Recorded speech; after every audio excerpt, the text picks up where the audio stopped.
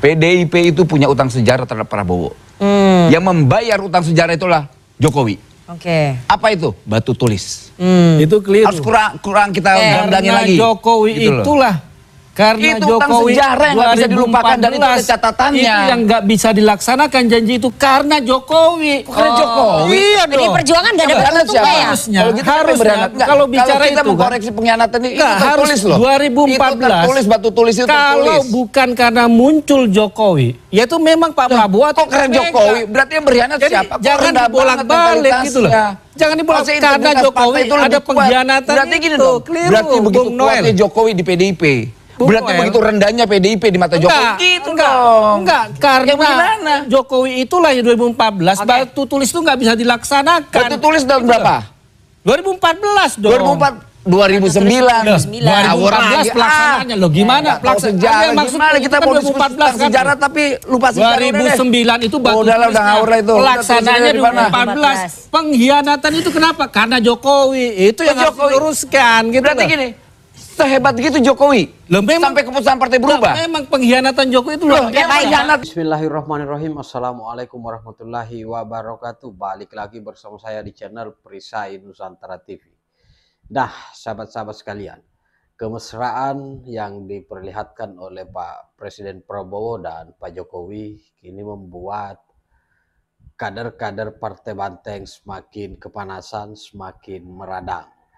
Buktinya video yang akan saya tayangkan pada kesempatan kali ini, bagaimana kemudian Bang Guntur Romli yang kemudian diskakmat habis oleh Bung Noel Ebenezer yang kemudian melakukan fitnah terhadap Pak Jokowi bahwa Pak Jokowi adalah sebab sehingga PDIP mengkhianati perjanjian batu tulis, dan Bung Noel Ebenezer kemudian membungkam statement tersebut dengan mengatakan begitu kuatnya seorang Jokowi sehingga keputusan partai yang seharusnya diakomodir oleh seluruh kader-kader partai bisa diputuskan oleh seorang Jokowi.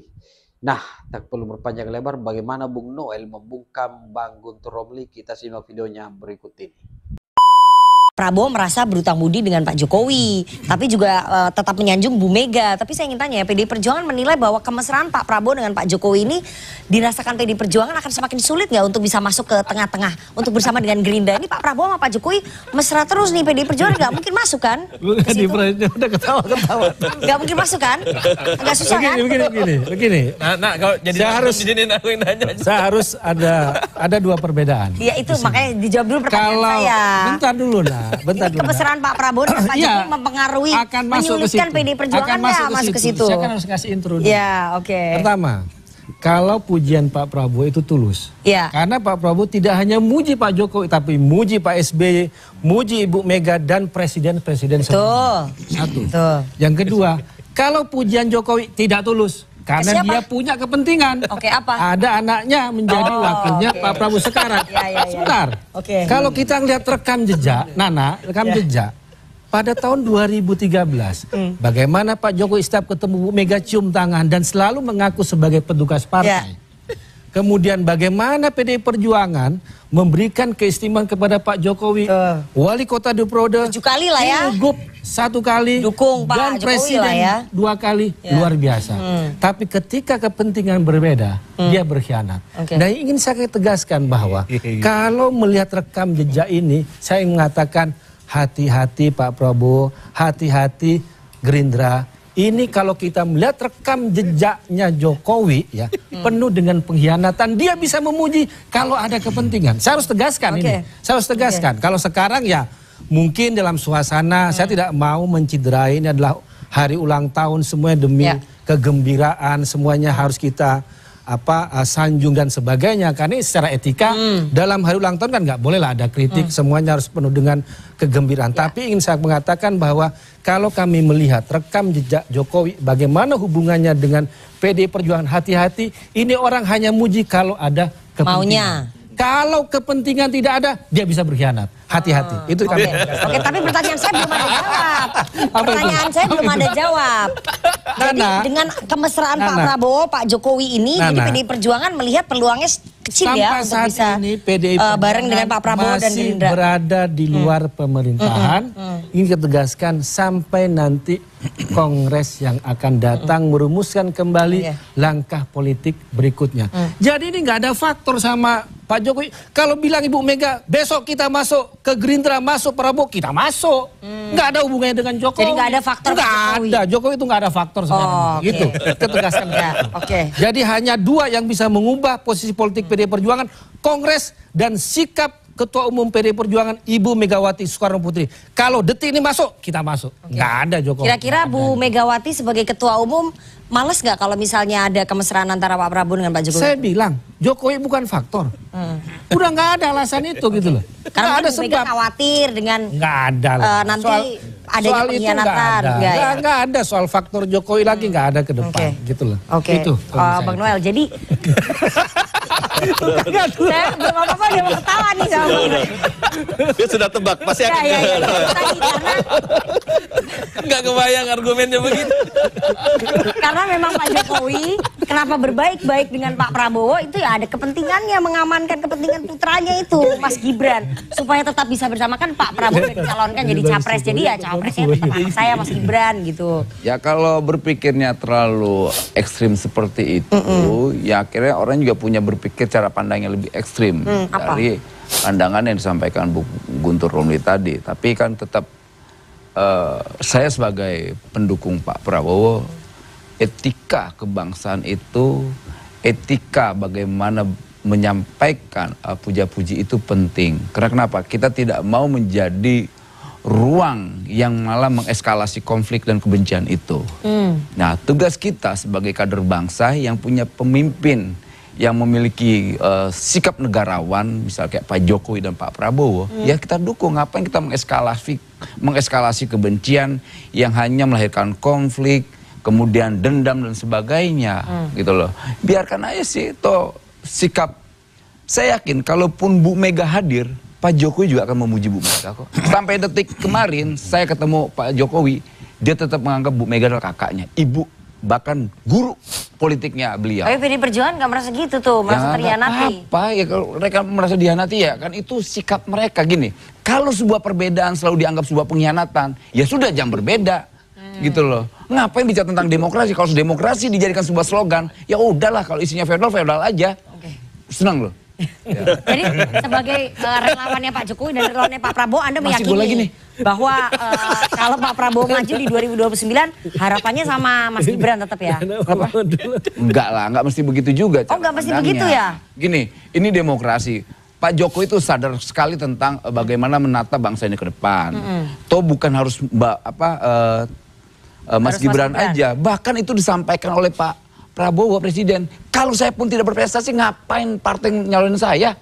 Gitu. Itu bahasa itu semua gamblang. Jadi menurut relawan Jokowi dan Prabowo mania nggak harus nanti Pak Prabowo sama Mas Gibran ya? Nggak mesti. Masih banyak ruang-ruang kader-kader bangsa yang lain kok. Bukan berarti saya tidak mendukung yang namanya pasangan Prabowo Gibran. Gitu loh. Saking besar hatinya Pak Prabowo mengakui budi Pak Jokowi memenangkan dia 2024. Tapi dalam pidatonya itu Jokowi mengakui nggak? 2014 tuh tiket capresnya Bu Mega diberikan kepada dia. Ngakui nggak? Nggak ada kan? Itu bedanya Pak Prabowo dengan Pak Jokowi. Jangan disama-samain. Gitulah maksud kami. Ya, gini, ya nggak apa-apa. Ketika itu menjadi sebuah catatan sejarah Guntur Romli dan PDIP, ya nggak apa-apa. Gini, harus dipahamin. Pengkhianatan itu apa? Lalu bagaimana dengan menteri yang ditugaskan, kemudian merampok yang namanya dana bansos? Itu mengkhianati atau tidak? Artinya janganlah gampang sekali menstigmakan seseorang karena dasar perbedaan, kemudian kita mudah sekali membuat stigma pengkhianat. Kok mudah sekali gitu? Gak, maksudnya mungkin dalam NU itu harus ada tabayun. Kenapa sih, Mas? Ya kan maksudnya mungkin Pak Jokowi itu kader partai, harusnya tegak lurus sama keputusan partai.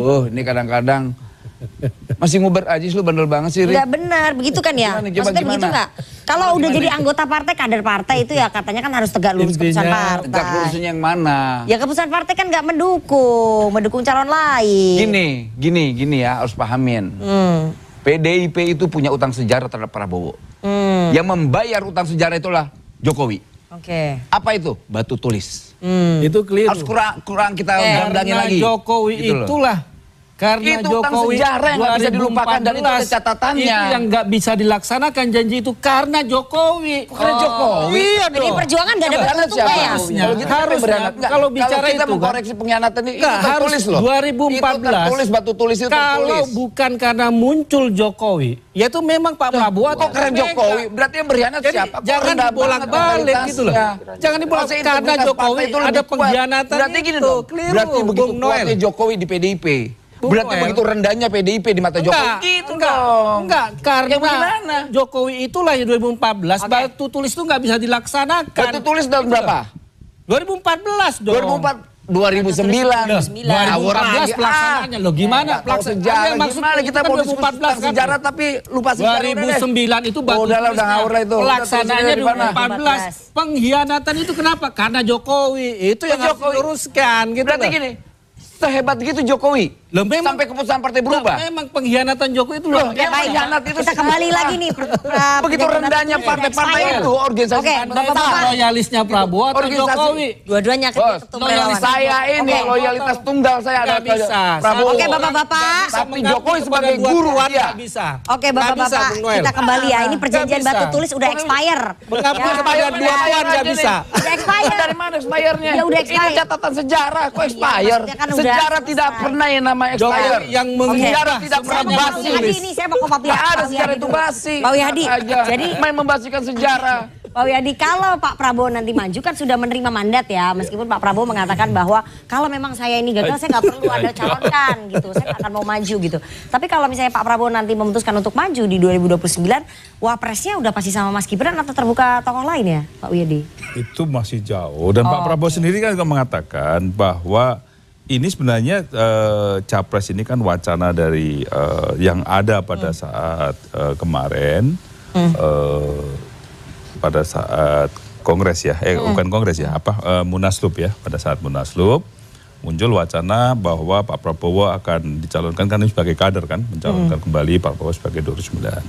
Tapi dalam waktu saat perayaan ulang tahun, Pak Prabowo mengatakan saya siap untuk dicalonkan kembali, tetapi apabila saya tidak bisa menjalankan program-program saya dalam 5 tahun, jangan Dicalonkan lagi. Iya itu. Nah, konsentrasi Pak Prabowo sekarang ini adalah bagaimana programnya. menjalankan program-program itu, mensejahterakan rakyat itu dulu.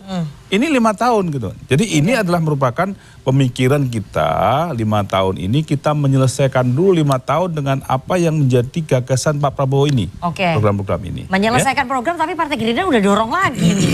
Nah, tentunya bahwa sekarang ini dengan kondisi yang ada sekarang, bagaimanapun juga kami sebagai kader menginginkan bahwa Pak Prabowo tetap untuk sebagai presiden 2009.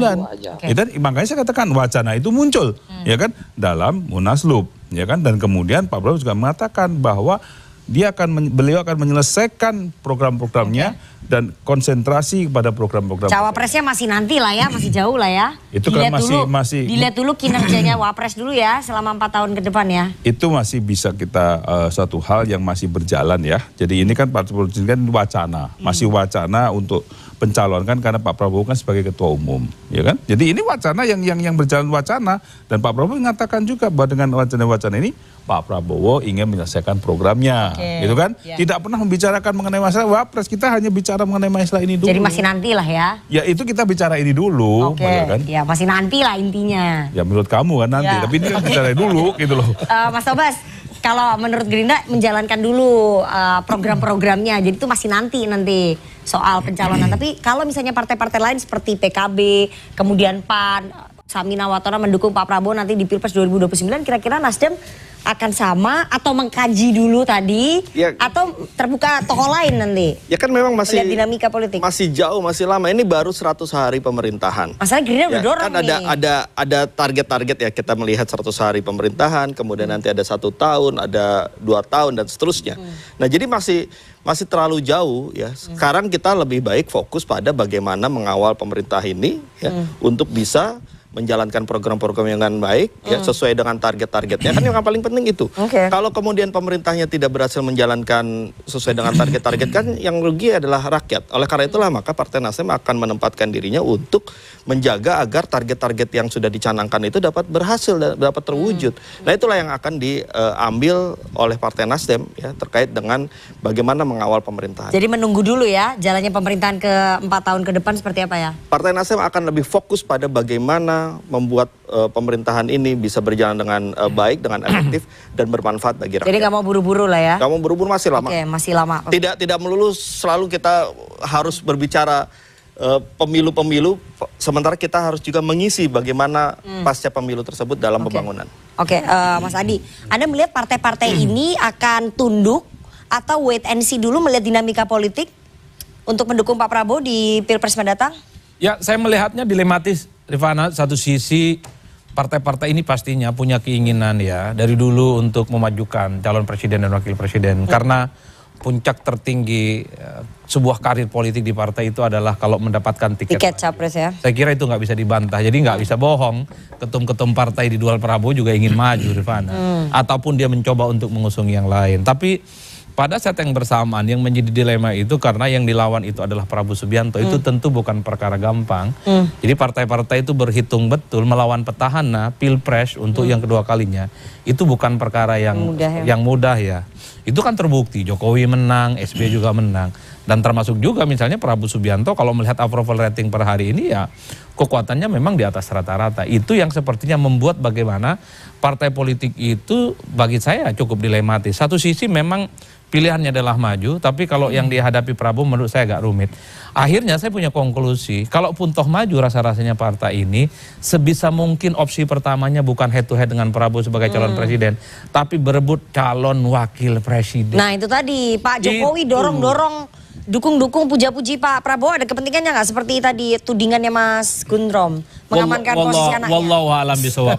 Tapi belum ada sejarahnya wakil presiden. Wakil presiden itu berturut-turut untuk yang kedua. Oh nggak pernah ada ya?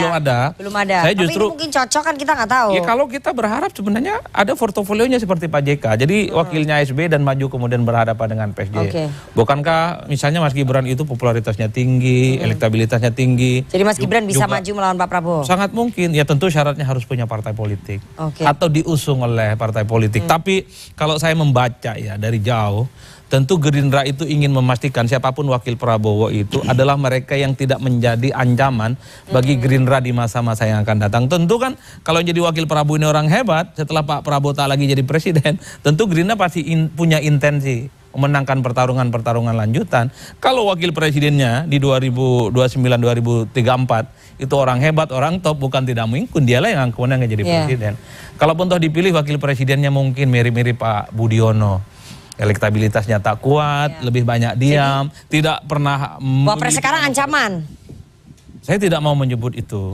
Tapi yang jelas Wapres yang sekarang punya potensi untuk berkembang. Bisa menyaingi ya? Punya rivalitas yang tinggi, punya dukungan politik yang tinggi, apalagi masih ada Pak Jokowi sebagai mentor. Makanya Pak Jokowi dalam sebuah wawancara bilang ke anaknya jangan kemajon. Betul. Kemajon. Artinya apa? Ya ini tentu ke depan masih gelap gulita. Persoalan siapa sebenarnya yang bisa mendampingi Pak Prabowo Subianto. Tapi secara prinsip kalau kita membaca untung dan ruginya sebisa mungkin setelah Pak Prabowo tak lagi jadi presiden, tentu untuk yang ketiga kalinya pasti Gerindra berpikir bagaimana memenangkan pertarungan yang selanjutnya. Kan di situ konteksnya. Baik. Nah, sahabat-sahabat sekalian, itulah tadi tayangan video yang menurut saya sangat menarik, di mana dalam tayangan video tersebut narasi yang kemudian disampaikan oleh Mas Guntur Romli yang kemudian mengatakan bahwa terjadinya pengkhianatan batu tulis itu gara-gara adanya Jokowi. Padahal kita ketahui bersama keputusan batu tulis itu adalah keputusan seluruh kader-kader partai PDI Perjuangan. Keputusan Ibu Ketua Umum tidak mungkin hanya karena seorang Jokowi bisa membubarkan ataupun membatalkan keputusan kader partai PDI Perjuangan. Dan bahkan ini membuktikan seperti yang disampaikan oleh Bang Nol Ebenezer bahwa Bang Guntur Romli ini terlalu merendahkan PDIP, atau memang PDIP serendah itu hanya karena hasrat inginnya menjadi penguasa sehingga perjanjian batu tulis itu dikhianati, Prabowo dihianati, lalu kemudian hari ini mengkambing hitamkan Jokowi sebagai alasan sehingga perjanjian batu tulis itu dikhianati oleh Ibu Megawati. Nah, bagaimana respon sahabat-sahabat sekalian? Tinggalkan di kolom komentar. Terima kasih. Wallahul muwaffiq ila aqwamit thoriq. Wassalamualaikum warahmatullahi wabarakatuh.